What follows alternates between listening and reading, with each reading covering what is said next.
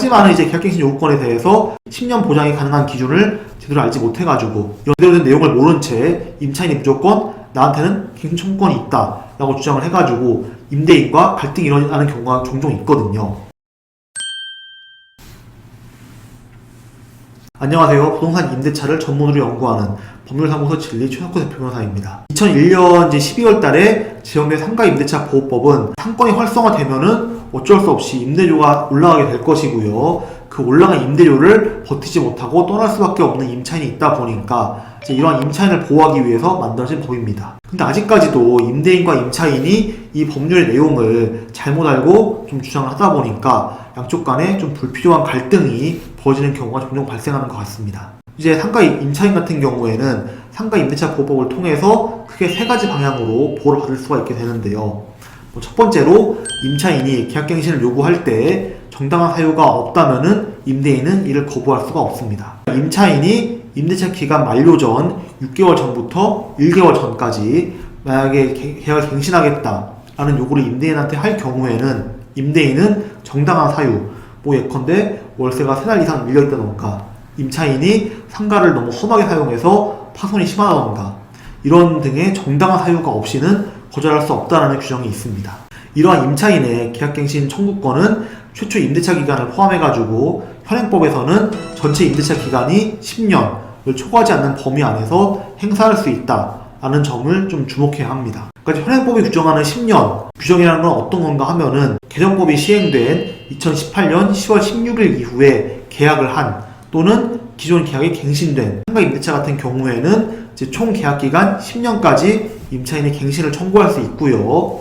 임대인은 이러한 임차인의 갱신 요구에 대해서 아까 말씀드린 정당한 이유가 없는 이상에는 거절을 할 수가 없다. 이것이 핵심 포인트입니다. 그렇기 때문에 예를 들어서 만약에 2017년 2월 달에 이 상가 임대차 계약을 맺었는데 이 경우에는 개정 이전에 맺어진 임대차 계약이기 때문에 당연히 보장 기간은 5년밖에 안 되겠죠.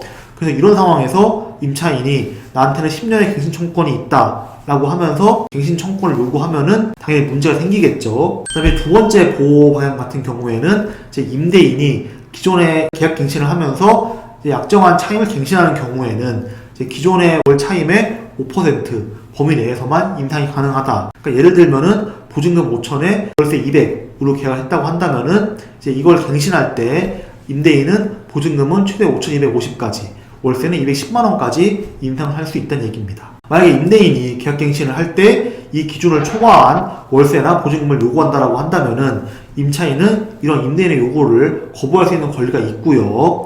혹시라도 이러한 내용을 알지 못한 채 임대인한테 5%를 넘어가는 금액의 월세나 보증금을 냈다라고 한다면은 이는 부당이득금으로 해가지고 반환을 받을 수가 있습니다. 근데 이러한 차임 같은 경우에는 코로나로 인해가지고 임시법이 한번 시행된 적이 있거든요. 착한 임대인이라고 해가지고 사회적인 분위기도 좀 있었죠. 그러니까 예를 들어서 코로나로 인해서 어려움을 겪는 임차인을 위해 임대인이 월세를 임시적으로 인하해준 경우가 있었다라고 하더라도 나중에 계약을 갱신할 때에는 임대인이 임시적으로 깎아준 그 월세를 기준으로 5%가 아니라 기존의 임대차 계약서에 정해놓은 금액의 5%까지 금액을 올릴 수가 있다는 겁니다. 그렇기 때문에 임시로 인하해줬던 월세 기준으로 보자면은 5% 이상 인상이 된 걸로 보일 수도 있겠지만은 이때는 임차인이 임대인을 상대로 5% 이상을 인상한 것이다, 못 내겠다라고 할 수는 없다는 거죠.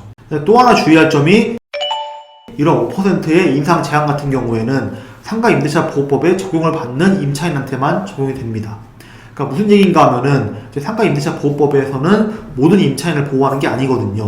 즉 환산 월차임, 그러니까 보증금과 월세 액수를 좀 보고서 일정 범위를 벗어나는 임차인은 이런 5% 인상 제한 규정을 적용받지 못하기 때문에 임대인이 5% 이상 올리겠다라고 했을 때 이것이 부당하다라고 얘기를 할 수가 없는 경우가 생기는 만큼 임대인을 상대로 5% 이상을 인상하는 것은 부당하다라고 주장을 하기 전에 한 번 더 법 규정과 그다음에 나의 지금 계약 조건이 어떤지를 검토해보는 것도 필요할 것 같습니다.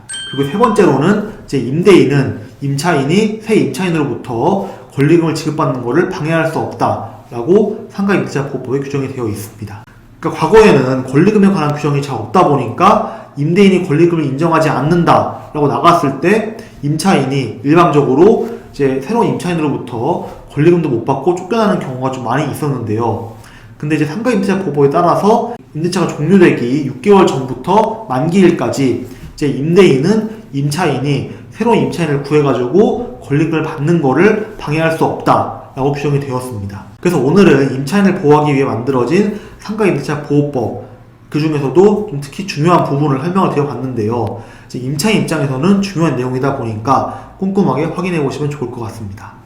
다음에 또 유익한 정보 전달드리도록 하고요. 오늘도 시청해주셔서 감사합니다.